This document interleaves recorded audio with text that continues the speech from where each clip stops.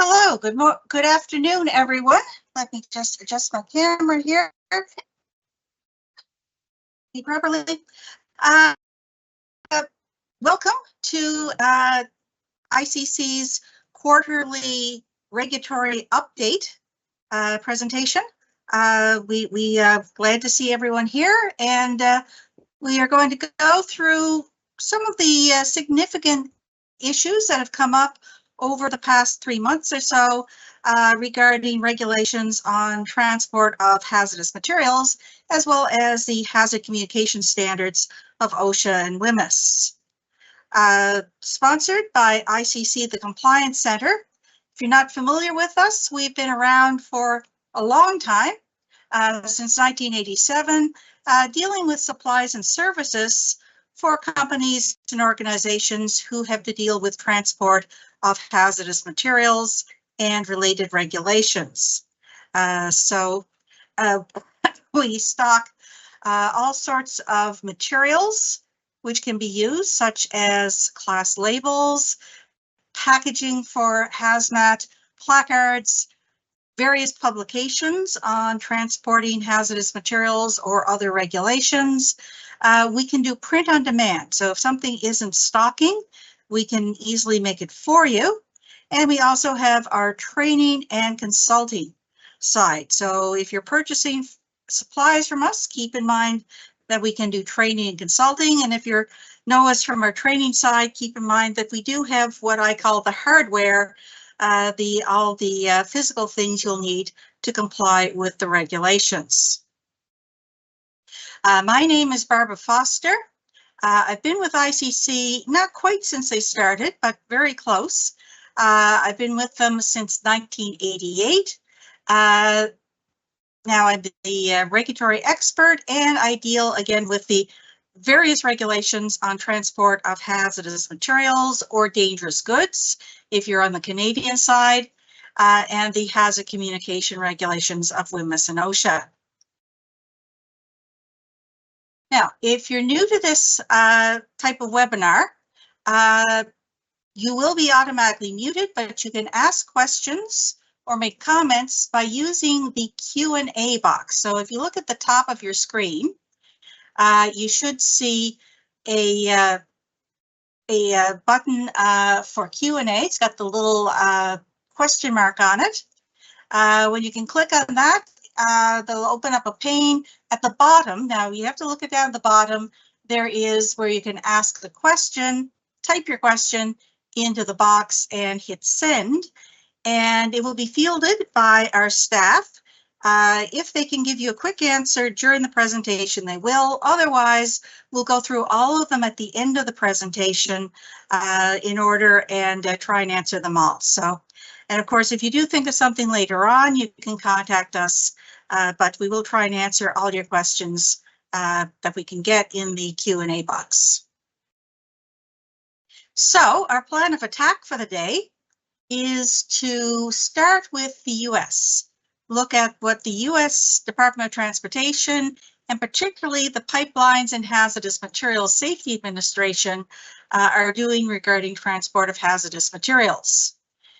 Then on the northern side of the border, we'll look at the Canadian Transportation of Dangerous Goods regulations, any updates from Transport Canada, and then we'll take a look at the international scene. For example, this quarter, they've just come out with the newest IATA Dangerous Goods regulations. So we'll look at some of the changes that we'll see there, and we'll end up taking a look at the hazard communication standards of OSHA and WMIS under Health Canada. So number one, OSHA, US DOT, and PHMSA. Now, things have been relatively quiet, I would say, compared to other periods for the US side of things, possibly due to the election. I know that departments, when they are wondering whether there might be a change of administrators for their department, they may not push things that are going to get caught up in the confusion at that point. But in any case, there are some preliminary plans on the go, some of them kind of interesting. PHMSA is working at what they call pre-rule. They are writing the proposed rule for autonomous systems. So again, you've heard of all these self-driving vehicles. Would they, once they get to the point where they can carry people safely, could they also be used to carry hazardous materials as cargo? And what regulations would apply to that to ensure that if it's done as safely as possible? This would be given the ID number RIN 2137 AF68. PHMSA says it will consider necessary clarifications to the hazardous materials regulations regarding handling, transportation, and hazard communication that are unique to the movement of hazardous materials by autonomous transport systems. And because multiple modes can be involved, PHMSA will have to interact with the Federal Motor Carriers Safety Administration for highway, the Federal Railway Administration, Federal Aviation Administration, and for vessel, the U.S. Coast Guard. Another thing that they are working on, and they plan that maybe early next year they can publish what they call an advance notice of proposed rulemaking, which is sort of a call for input in an area. So that will hopefully be out early 2025. They want to look at hazmat in space. So obviously, if for things like the space station, satellite repair in space and so forth, there are a lot of hazardous materials that may have to be transported back and forth. And rather than assuming, well, it's in space, it doesn't matter, we want to make sure that any safety issues are dealt with by regulations. So that would be RIN 2137 AF69. So PHMSA, again, they say they will aim to identify problems and friction in the current regulatory scheme and try to reduce the burdens on both the government and the regulated community, while at the same time advancing U.S. interests in the space industry, make it as streamlined as possible, but still ensure safety. Another one is kind of related to the first one, the one about autonomous systems, but this one is specifically for air. There has been a lot of interest in using drones, they call UAS or unmanned aircraft systems, to deliver hazmat. There are times, for example, where a drone can get into emergency crews, bringing them supplies that you couldn't otherwise get. Or you might have a situation where people are isolated on an island and you're flying supplies in like batteries or propane or gasoline using these drones. There has been some actual work done on this. Certain companies have been given permits to allow them to try this out in a controlled manner, but PHMSA wants to look at this being available on a general basis. So they're having a public meeting. It was on August 22nd. There's some information about it at this link on the US government website. It was a joint meeting along with the FAA. And what they were trying to do is get input from stakeholders to help advance the development of these regulations. So this is something definitely that anyone who might be in the transport industry to take a look at, because can drones make your life easier? They're probably not going to be carrying railway tankers, obviously, but they could be very handy for small shipments, particularly emergency shipments. So if you have any interest in that, they've hit the meeting, but it's still worthwhile having a chat with PHMSA about how you would see these regulations being developed. Now, those of you in the United States are probably familiar that in the US you have to register if you ship significant amounts of hazardous materials or if you're a hazmat carrier.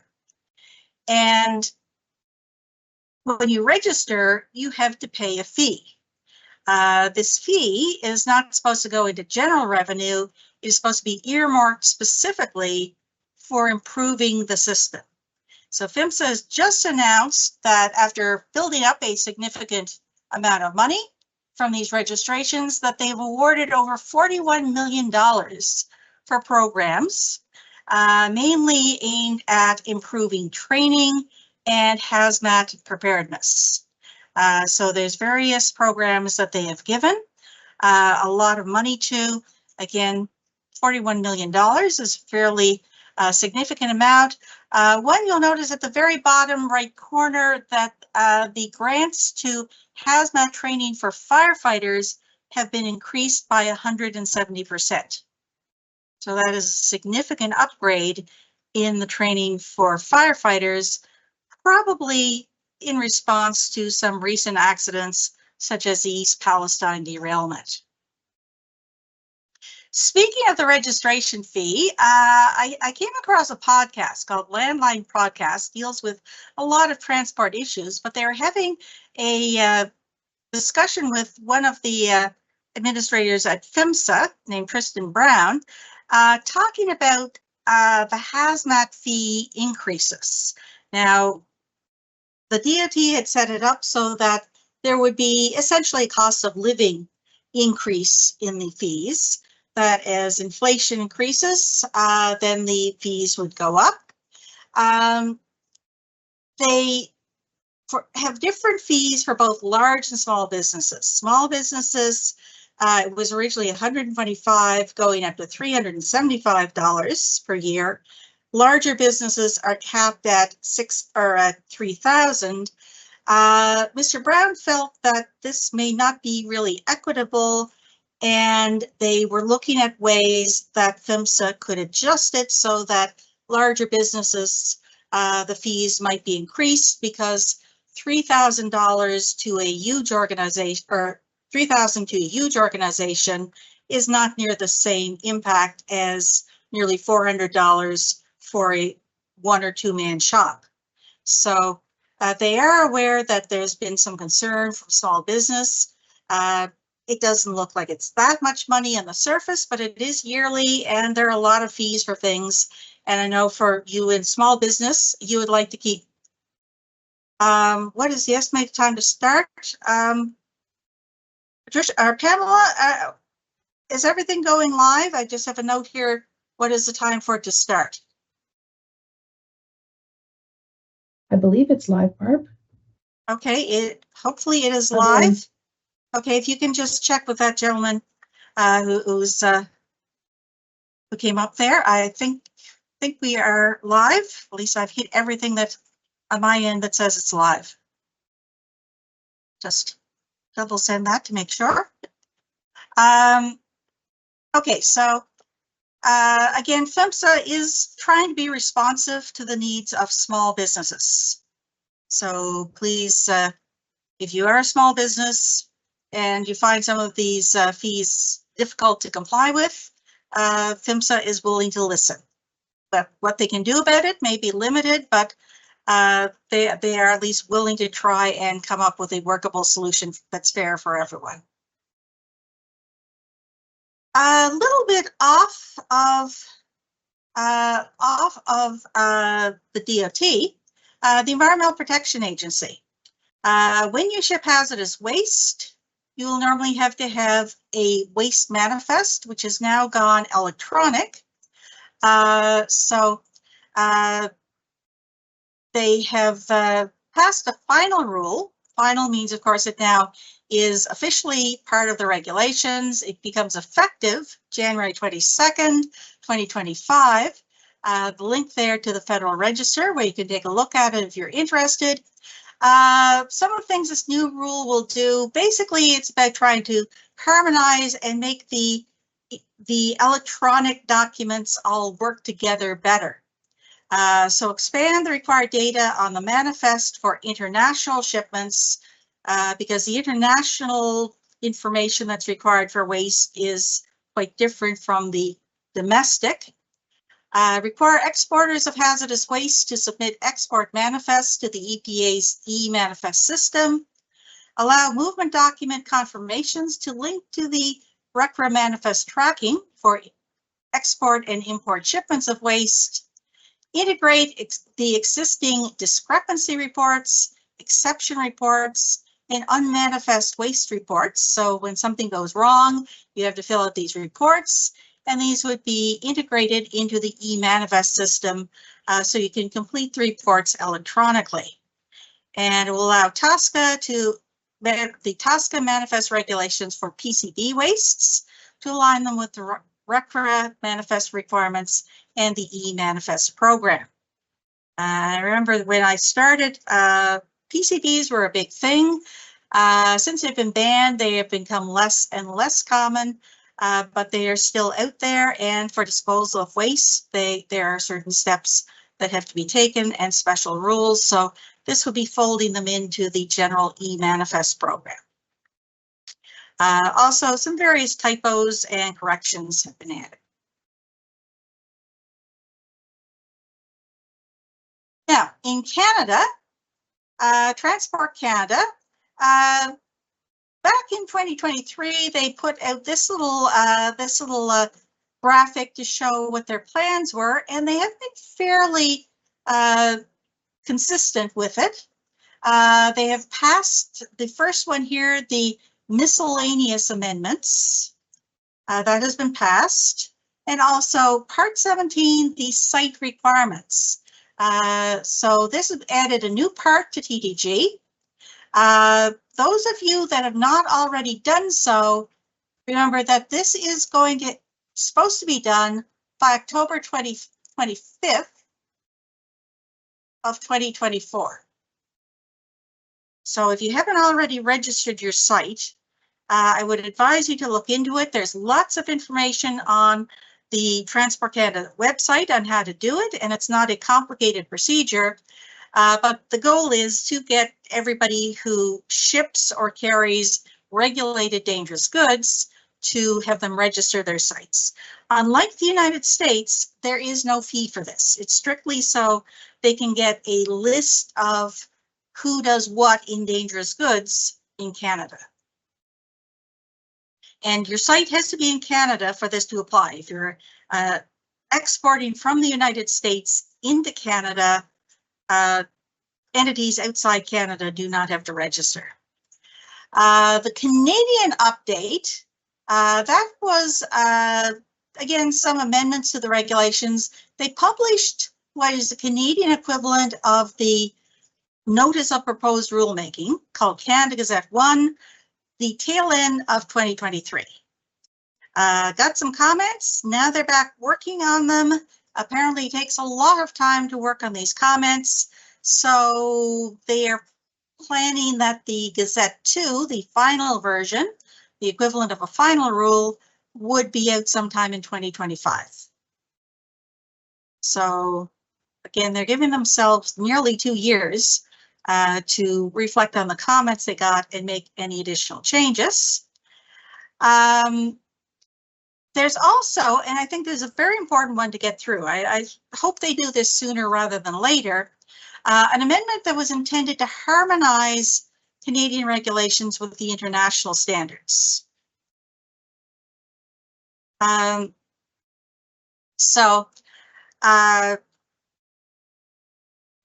This is really very important for Canadian shippers to be able to work with the up-to-date rules.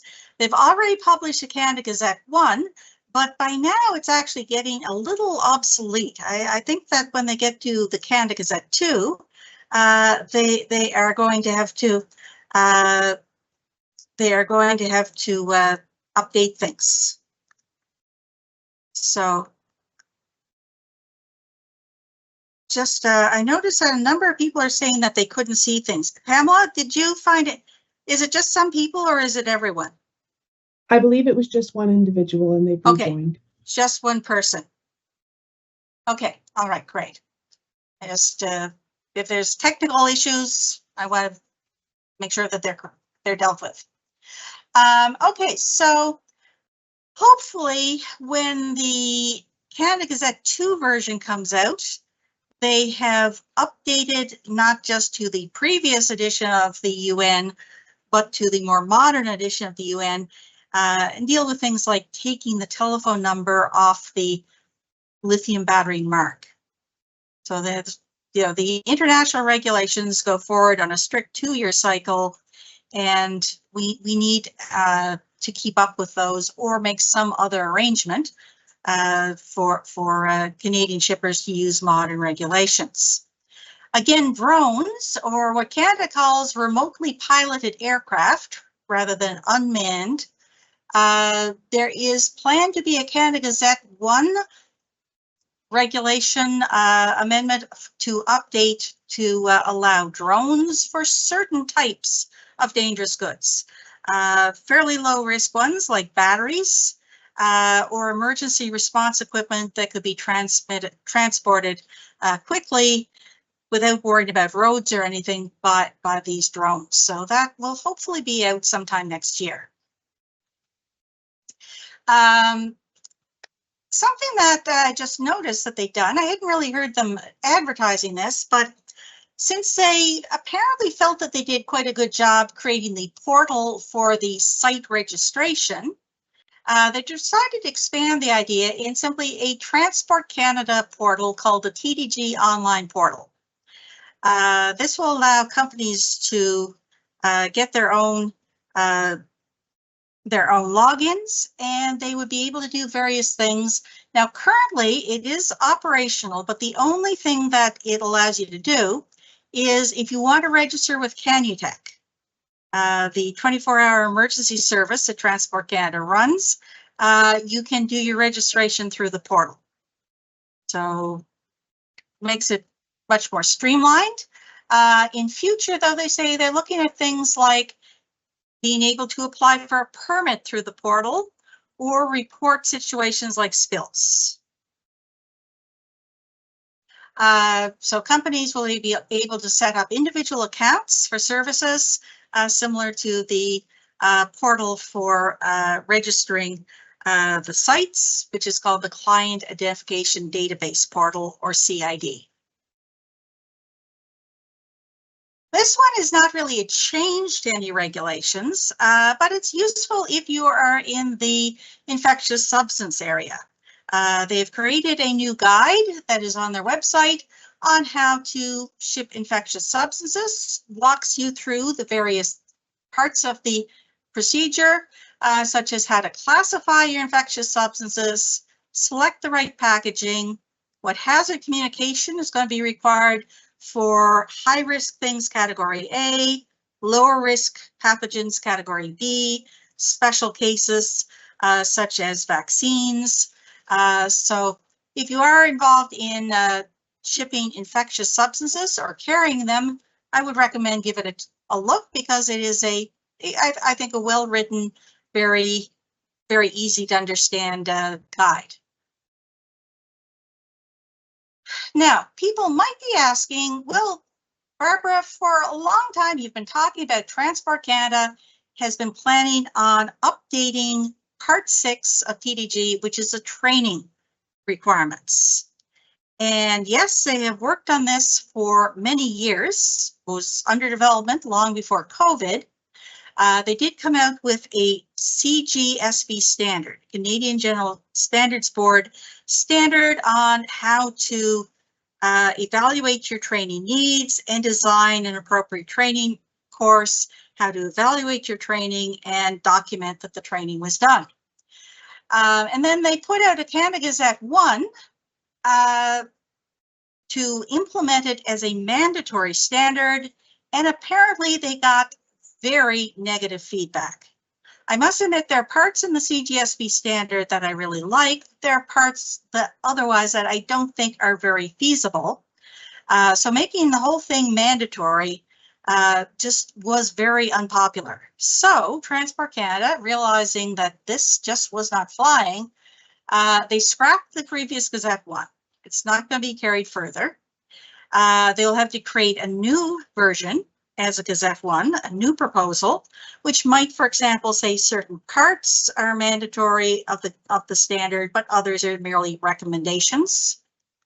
Right now, they're creating a white paper. Now, the white paper was supposed to be out in the spring. Haven't heard anything about it coming out, so apparently it's taking longer than they had anticipated. But they're consulting with various stakeholders about what would be feasible for training under this competency-based training standard.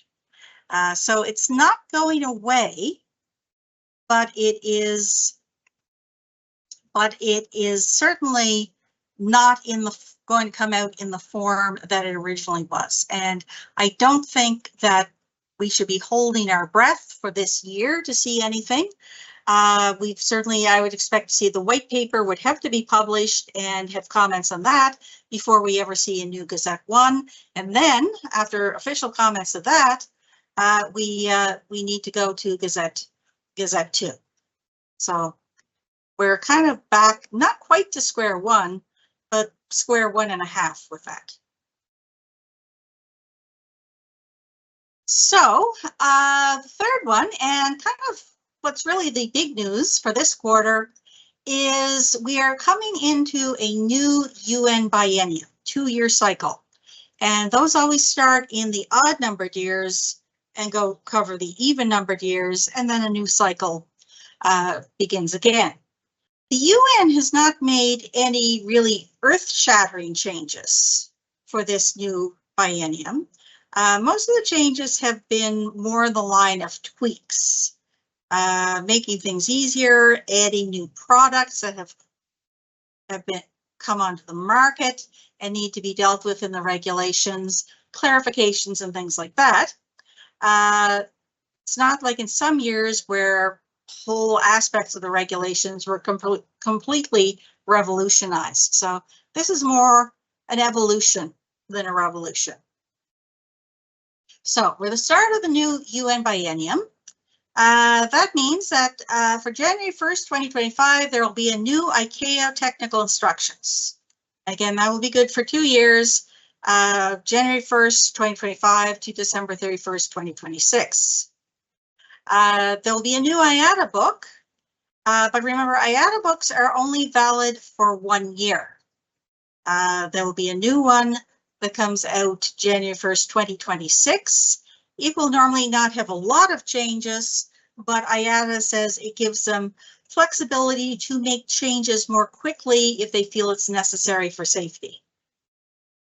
Then if you ship by vessel internationally, we have the International Maritime Dangerous Goods Code. Again, there is a new edition coming out. It will be called confusingly the 2024 edition because that's when it's published, but you can't start using it at the earliest till January 1st, 2025. So it's really meant to cover, like the ICAO technical instructions, 2025 to 2026. But I think because shipping by ocean can take a long time, you can't really just stop on a dime on January 1st. The IMDG code always has a kind of an overlapping system. So the older edition, which is the 2022 edition, it covers 2023 to 2024, but then it has an extra phase-out period to 2025. And then the new version, you can start using it on 2025, but you've got this, in the odd numbered years, you have this transitional period where you can either use the old book or the new book to give you time to gradually ease into using the new rules. But I do, of course, recommend that it is a good idea to get your hands on the IMDG code earlier rather than later, just because these changes will have to be made and you want to be able to see whether they will affect your operations. Now, the ICAO book has not been published yet. The IMDG code is not out yet. The IATA hard copy is not out yet, but the electronic version is available. Since it didn't have to be printed, it has just been shipped. So I can talk about what's going on in IATA because I've got access to the electronic version. which, by the way, I do recommend. It is a very well-designed electronic publication, got a lot of bells and whistles, and is quite easy to use once you've got a little bit of practice with it. So some of the things that we can expect. One of the things that takes up most space in the changes is a new product that has come on the market, sodium-ion batteries. Now, these are very similar to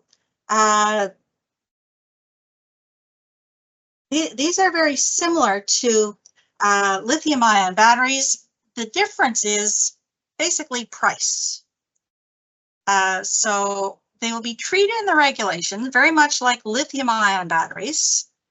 They will have their own information in the IATA book with their own packing instructions. They will be labeled pretty much like lithium batteries are, with the special Class 9, was called the Lithium Battery Class 9 label. Now it's just the Battery Class 9 label, and the battery handling mark for the low-powered ones. Why are they bringing them in? Well, the element sodium is 500 times more abundant than lithium. Lithium is very rare. It's only found in certain countries, and it's very expensive. Sodium is much more abundant, and even if you ran out of sources to mine it, it can be reclaimed from seawater. So it is a very much more easy to access and inexpensive ingredient. It also does have some advantages over lithium batteries. Apparently they charge faster and last a lot longer.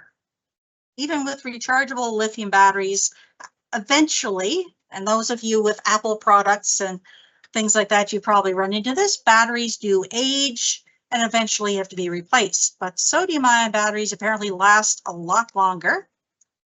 When you look in the IATA book, they no longer talk about the lithium battery label or the lithium battery mark. These are now just going to be the battery labels and the battery mark, but they are the same design that we had for the lithium batteries.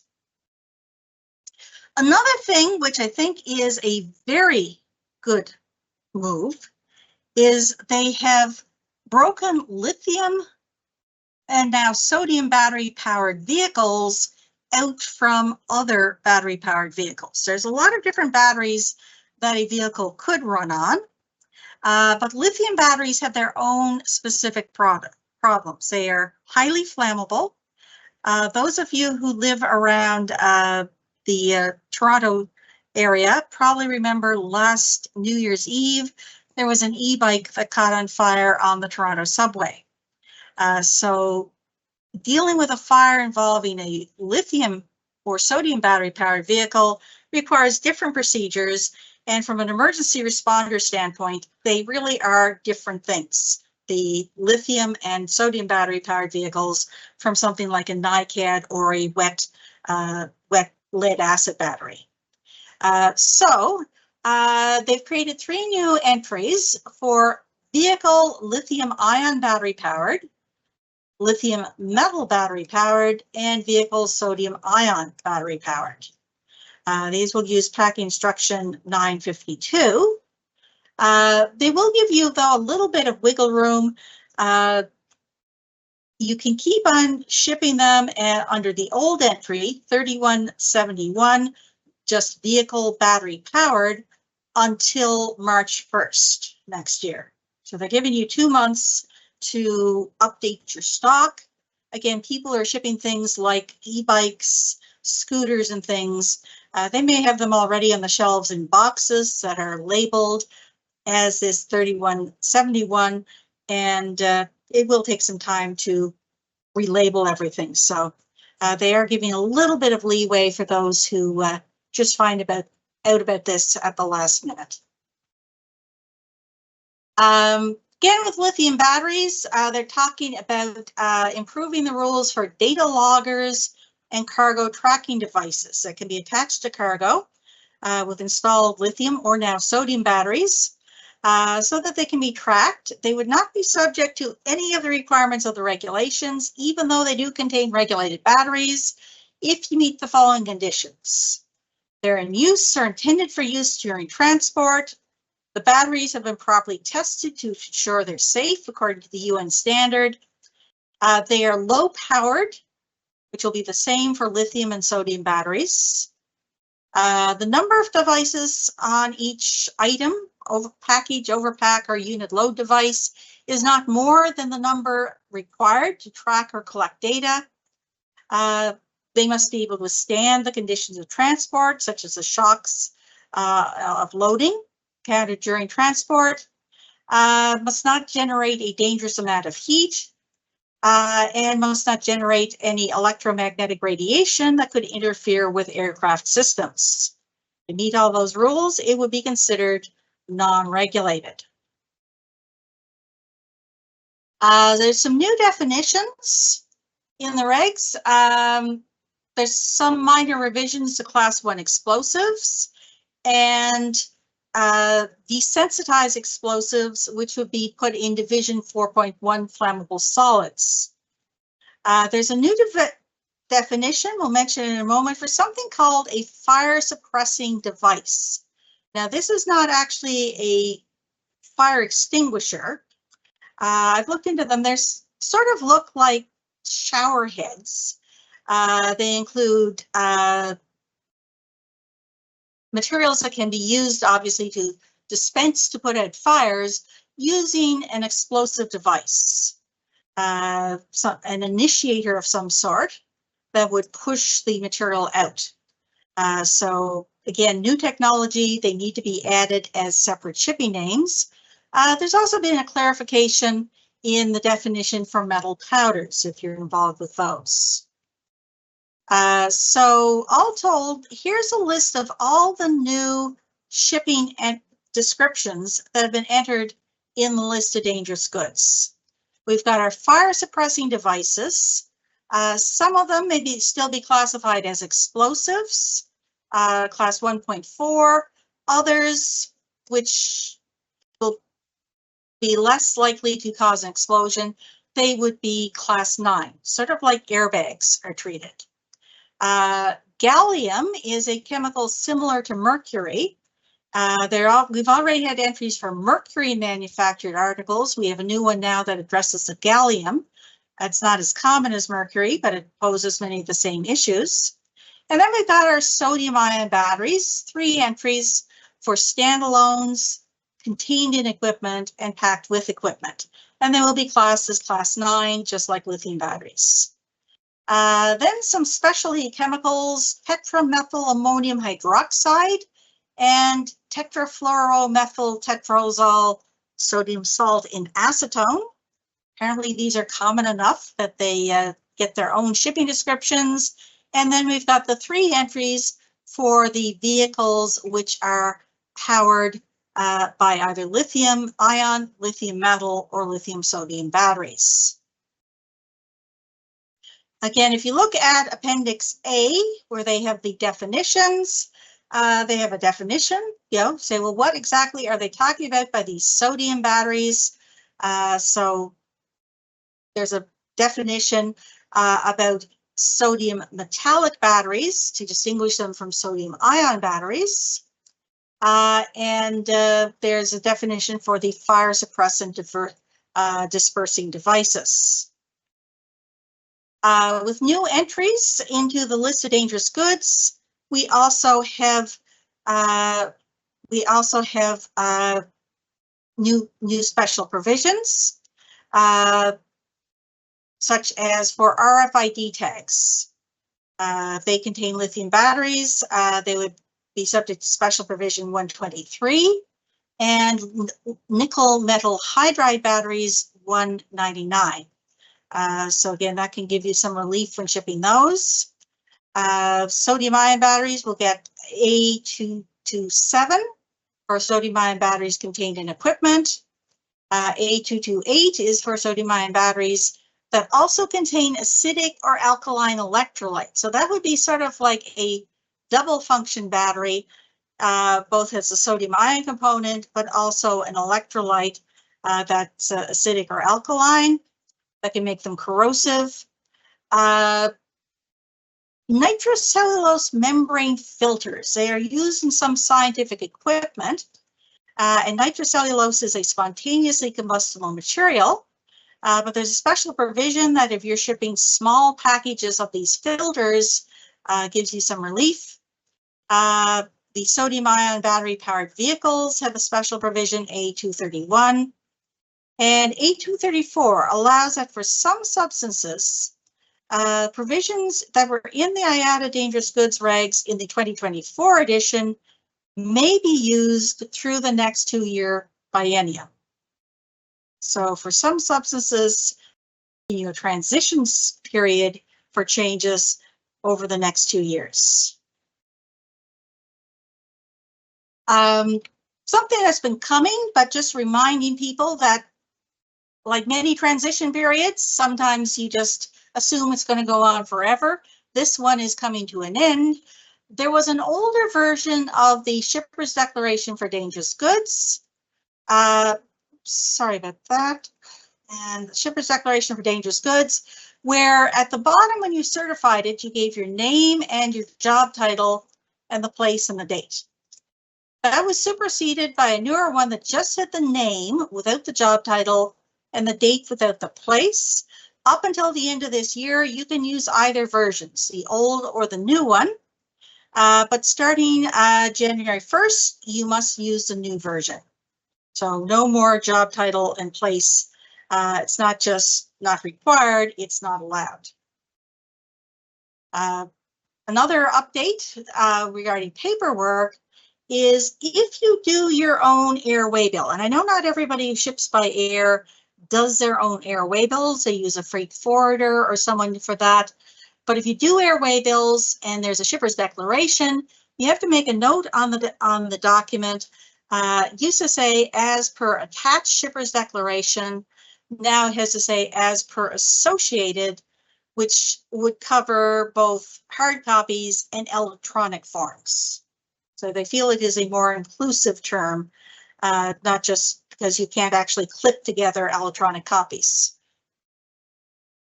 If you deal with gases in cylinders, there's been some updates to refer to updated packaging standards for cylinders. A little note that the terms activity concentration and specific activity will be considered synonymous when talking about radioactives in class 7. And they have followed the UN in a revised classification for the Mpox virus. This is obviously one of those diseases that is on people's radars right now. And originally, the UN had said, well, if you're shipping Mpox virus, it always would be class A, high risk.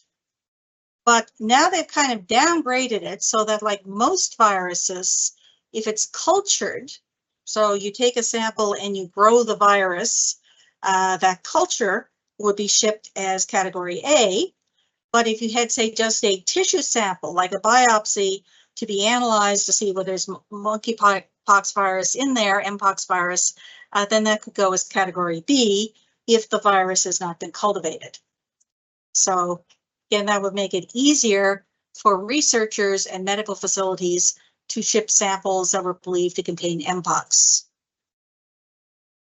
So you can see there's not a lot of completely revolutionary stuff there, but there's a lot of updates, there's clarifications, corrections and things that have been made.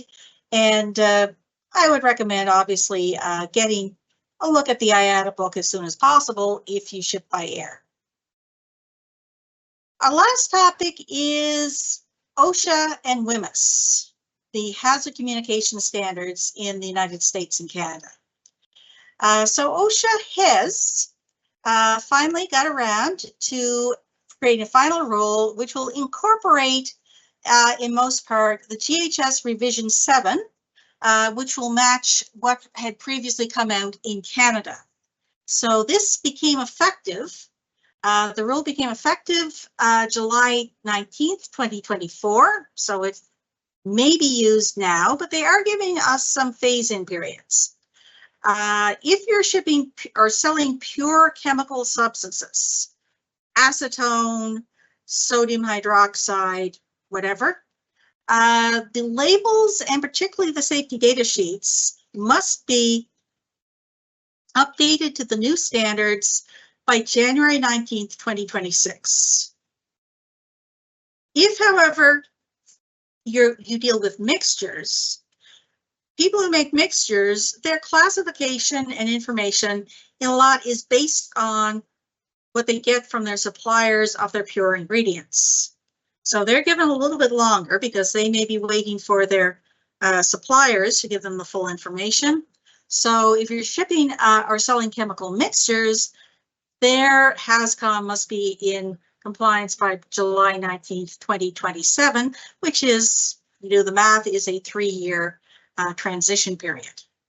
So it's not as big as the first switch from the old OSHA to the new GHS standard, but there are some things that you will have to look at in your classification, your labeling, and your safety data sheets. Again, just a reminder of what some of these are. There is a revised classification scheme. If you deal with aerosols, definitely take a look at the new system. The other changes are not, again, quite earth-shattering, but there's been a lot of work done with aerosols and creating a new way of dealing with non-flammable aerosols. So you should always revise your classification, make sure that you're always up to date with the newest rules. There has been some minor amendments to the SDS template. It is annoying that you have to print out new SDSs just because they've changed a couple of headings and things like that. But again, you will have up to 3 years to make the changes. They mentioned that labels must include a US address and telephone number.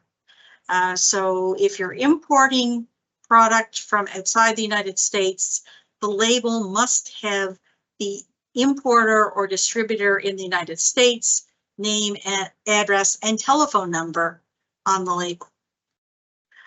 Something that was asked for by industry, and I'm glad to see they came out with, was putting in relief for small containers. A GHS label can be quite wordy depending on how many hazards you have. So trying to take something that fills up most of a standard 8.5 and 11 by 11 page, wrapping it around a tiny little bottle is not all that easy. So there are reduced requirements for bottles that are 100 milliliters or less, and some very significant relief for tiny little vials, 3 milliliters or less, if they're in a box or outer packaging that is properly labeled. They include an option that the shipper or distributor does not have to relabel their packages that are sitting there awaiting further distribution if the supplier includes updated labels along with the shipment. So the labeling could be done at the end rather than unpackage everything, stick new labels on them, repackage them, and then sending them to the end user.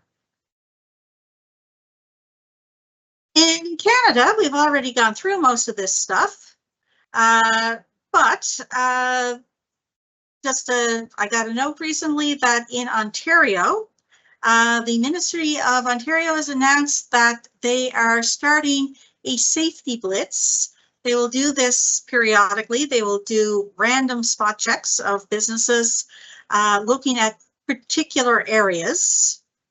So not necessarily a full inspection, but just to look at some particular areas. And for the period between July and the end of March next year, their theme is going to be, has WHMIS training been updated to reflect the GHS Revision 7 changes? So even if these might have a minor impact on your workers, you would do well to have documented that you had done some sort of training that had gone over what these changes were going to be and made sure that the workers were aware of them. They're also looking at worker exposure to chemical agents in the workplace. The inspectors can issue orders under the Occupational Health and Safety Act, Regulation 833, and other applicable regulations. So those are the main topics we've found for the past 3 months. Please keep in mind that ICC has lots and lots of resources. For example, what we call our Help Center on our website. We have lots of articles, blogs, FAQs that cover a lot of different topics. So some of them are specific, some of to specific types of shipments or products. Some of them are describing upcoming changes and so forth. So please check us out. You can sign up for our newsletter if you'd like and get them sent to your mailbox. I often get people say, well, how am I expected to keep track of all these changes when there's a lot of regulations just in this one area? And as a business, particularly small business, I can't spend hours every day going through various government websites. If you sign up for our compliance bulletin, you'll find out everything that we found out. So let's take a look at the questions. We've got some published and some new. So let's see.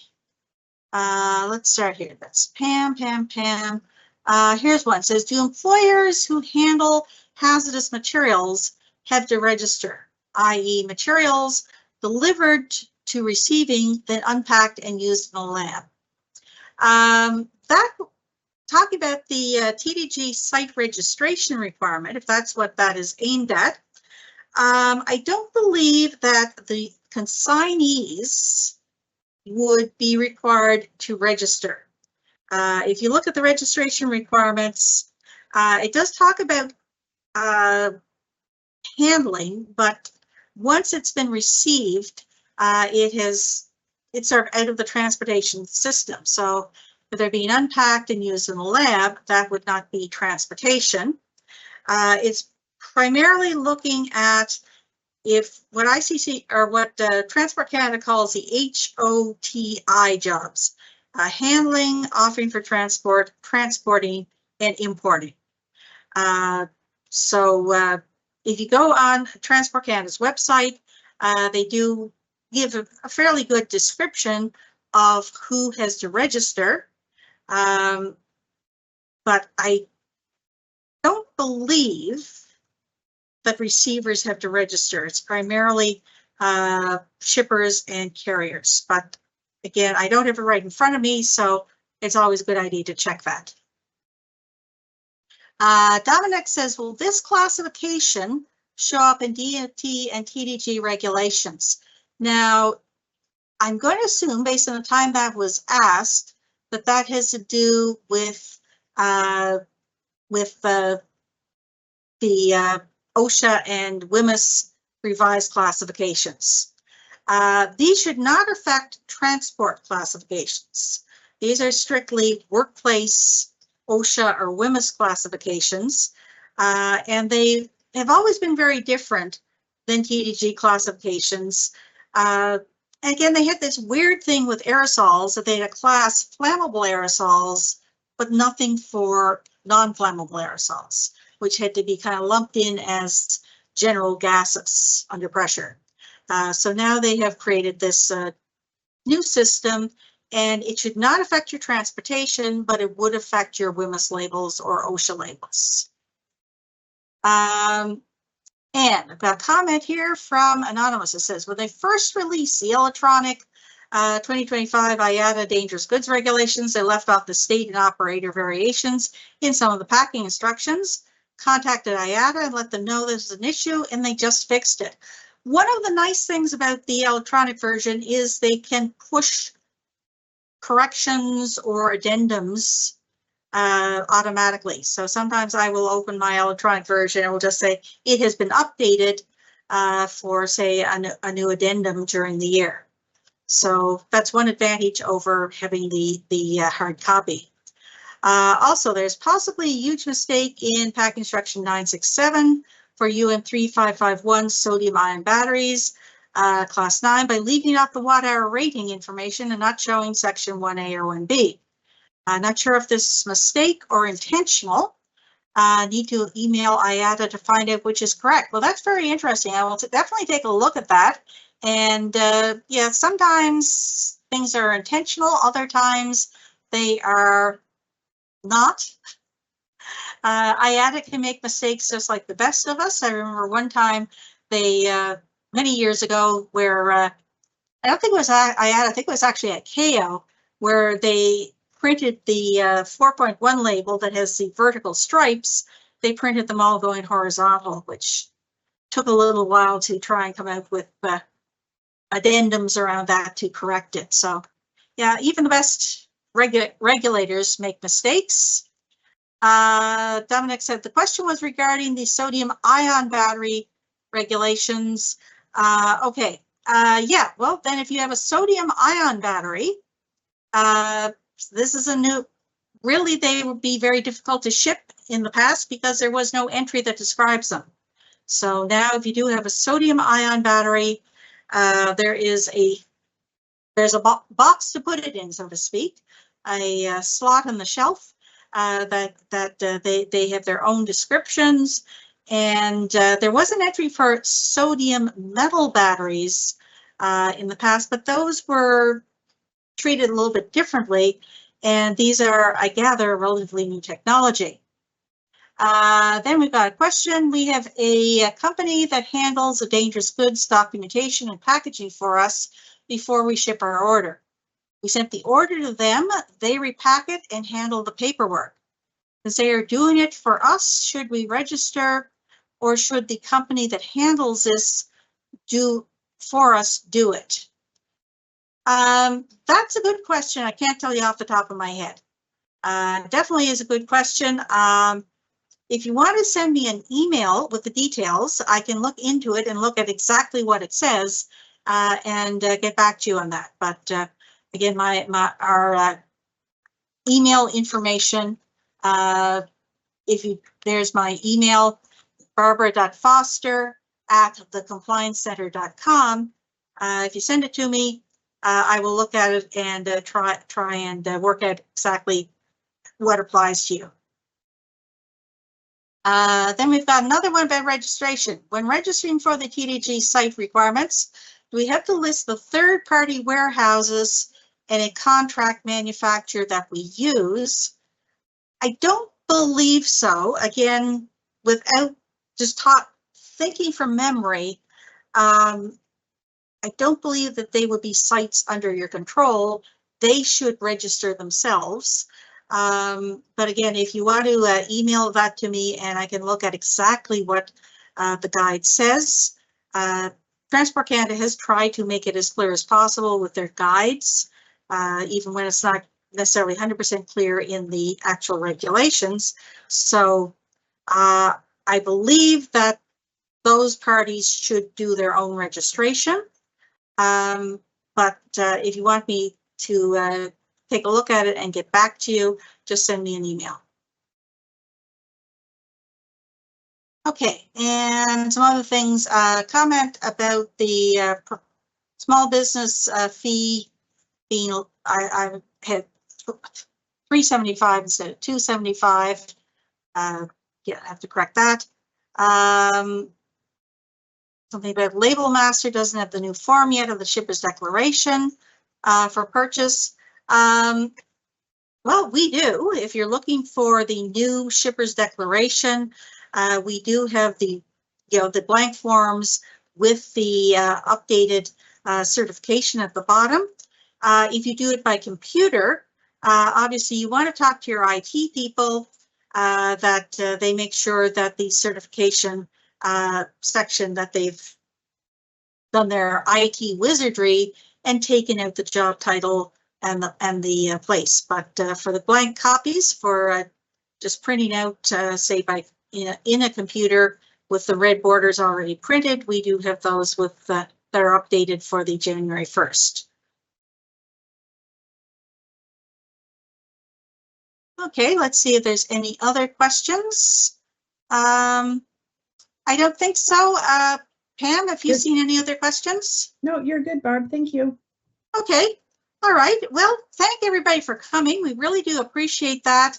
And we hope you find it helpful. And we will see you hopefully all next quarter for December when we can look at some things such as the IMDG code, which should be out by then, and we'll look at what it's done to match what ICAO and IATA are doing. So thank you very much. May you have a good rest of your day, and see you soon, I hope. Bye now.